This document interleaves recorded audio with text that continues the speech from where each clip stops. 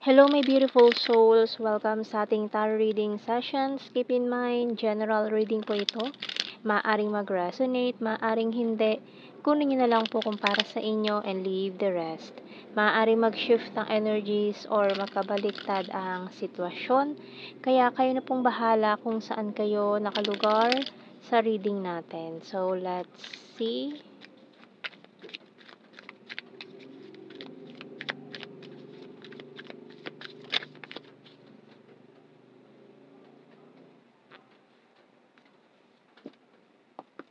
So, nahulog agad ang chariot card natin. Cancer energy. And wow, 8 of Wands. And the Queen of Swords. The Wheel of Fortune. 3 of Cups. Temperance. 3 of Wands. And the Judgment card. Wow, big decision. May nakapag-decide. And 7 of Wands ang bottom card natin. So, someone here, maring Cancer sign, Sagittarius, maaring itong taong to ay manggagaling pa ng malayong lugar na makikipagkita sa'yo or planning to meet you. Wow, or meet you halfway kung long distance situation. So, someone here wants to meet you. So, gustong-gusto kang ma-meet ng taong ito. Tingnan natin ano bang message ng Archangel natin. We have here, wow, crystal clear intention. So, ito yung sinasabi ng Archangel natin na maaaring itong taong to ay clear yung intentions niya sa'yo. By Archangel Michael, be clear about what you desire and focus upon it with unwavering faith. Maaaring matagal na siya nagpaplano to see you, pero mukhang hindi natutuloy. Pero ngayon, parang desidido na siyang gawin to na makipagkita sa'yo this time. Okay, so may mga celebration coming in. We have here playing cards and sunglasses. So, for some of you, parang nag-aalangan or may mga tao na sinasabi sa inyo na wag mong ituloy kasi maaring tong taon to is hindi nagpapakita na totoong ugali niya or may tinatago, ganyan. So, tingnan pa natin more messages natin dito. So, we have here mirror. So, maaring mirrored soul mo ito. Ayan, target, diamond, and pillow. Bottom card natin is rain. Okay, so mukhang wala siyang dito. Wala siyang magawa dati noong times na parang isinuko niya na to. Parang wala siyang magawa sa sitwasyon niyo. Pero ngayon, parang nagawa niya ng paraan or may ginagawa siyang paraan. Parang naghahanap siya ng solusyon sa mga problema or mga naging conflicts in the past. Gusto niyang ayusin or gusto niya talaga, desidido siya eh. Kasi kung gustong-gusto mo talagang gawin ng isang bagay, kahit naharangan ka pa ng mga sibat dyan, ayan, with the 7 of Wands, hinarangan siya eh. Pero na-overcome niya na ito, parang nagawa niya na ng paraan, ng solusyon. Ito mga naging hadlang dito, kaya parang nawalan siya ng pag-asa noon na walang pag-asa to, ganyan. So, sukuan na lang natin.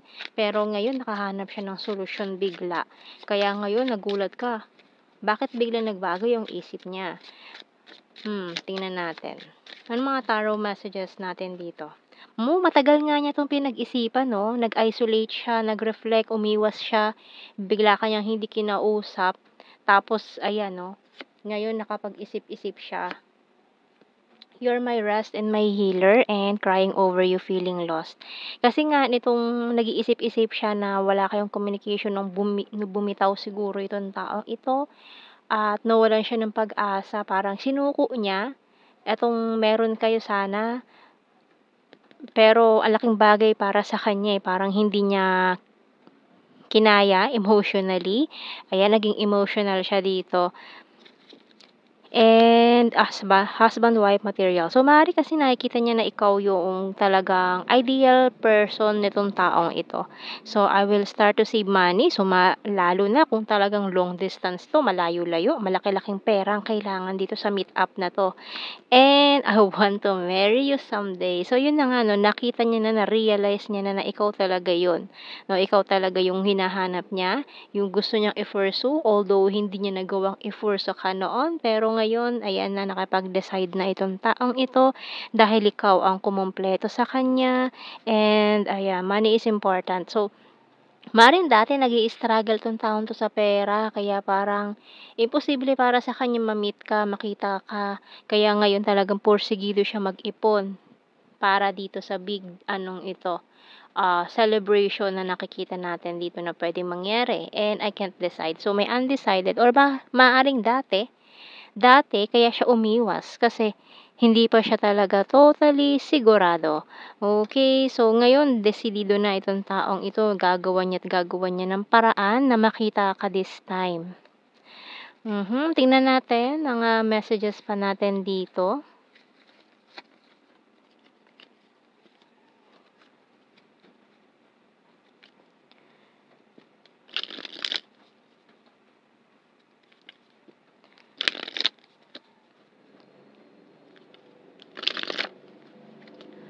Okay, so we have here, you speak to me through music. So, na-realize niya na ikaw daw yung mahal niya. I love you and I wish I had treated you better.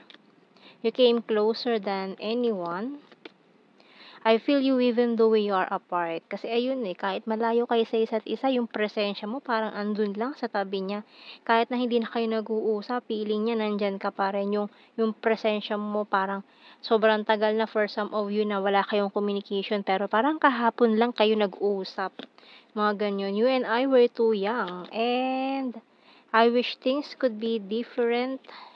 I remember every detail of that day. So, tandang-tanda niya pa lahat, mga conversations niyo na parang kanina lang nangyari, kahapon lang. Ayan, tandang-tanda niya pa lahat. And I hid who I'm really from you. So, maaaring ito nga, no, may tinago nga siya sa'yo na kaya marahil natakot din siya na ipaalam sa'yo yung totoong siya. Kasi baka hindi mo siya matanggap. Meron siyang past na medyo hindi maganda na iniisip niya na hindi mo magugustuhan. Itong part natin dito na playing cards and glasses, yung sinabi ko kanina na parang sinasabi na iba may tinatago itong taong 'to. Yung maaaring yun na nga 'no, may mga tinago siya sa'yo na ayaw niya mabulgar kasi inisip niya baka ma-disappoint ka or hindi mo tanggapin once na malaman mo yun. Okay, so tingnan natin kuha tayo ng initials. Kaya parang nag-alangan siya na lumapit pa sa'yo or i-pursue ka, 'yan, PYWS. Spy? Ba't nagka-spy tayo diyan? Okay, letter F. Mukhang ini-spyan ka nito, Nag-i-spy siya sa mga social media mo, JF. NE. Letter G and Z bottom card. So, kuha tayo ng blue card natin. Marriage. Oh, talaga ikaw ang gusto niyang pakasalan eh. Ayan oh. Marriage, obsession. Oy, obsessed pa ha. And, ayan na nga. Oh, all strings attached. Nako. Ayan na siya. Paparating na 'to. Talagang very, very soon, this person will, ayan, mag-aano na lang siya sa'yo. Parang bigla niya sasabihin, "Let's meet." Gano'n. Parang out of the blue, biglang message siya ng, "Puwede ba tayong magkita? Mag-meet tayo in this place or meet me halfway." Ganyan. So, tingnan natin 'to. General signs and messages. So, maaaring nakaka-shock 'tong mga pangyayaring ito na hindi mo talaga ine-expect. Kasi ang tagal niyo nang hindi nag-uusap marahil nitong taong ito and then biglang gano'n yung magpa-pout out na message out of the blue. Parang iniisip mo, "Totoo ba 'to?" Or virus message lang or parang glitch na or parang iniisip mo, nag hindi totoo yun or parang delulu lang, ganyan.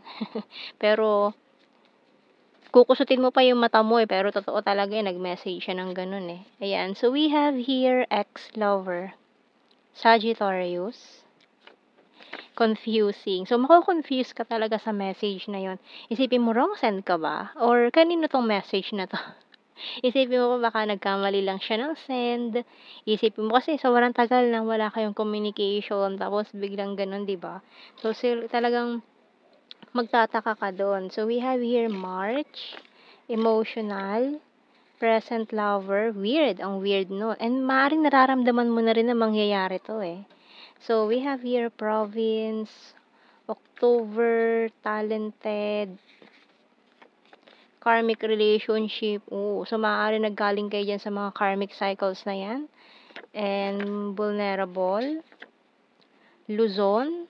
So maaaring twin flame pala kayo kaya gano'n na lang yung pananabik niyo sa isa't isa with this union of hearts. So, talagang naghahangad kayo na, magkita, mag-meet, magkita at mag-meet ulit, ayan. So, we have here number 1, flower, past person, other country. Iba manggagaling pa ng other country. Number 10, has a dirty sense of humor, divine masculine, perfect smile. Wands is fire sign, Aries, Leo, Sagittarius, South PH, and need more signs pa. Okay. So, need more signs. Kuha pa tayo dito. Sword is air sign, Gemini, Libra, Aquarius. Number 8, coins is earth sign, Taurus, Virgo, Capricorn. City, overthinker, and Libra. Tapos may isa pa, beach. Ayan. So, maaaring magpunta pa kayo ng beach. Ayan. So, yan ang ating reading, my beautiful souls. Thank you for watching. Take care and God bless. See you in our next reading, guys. Bye-bye.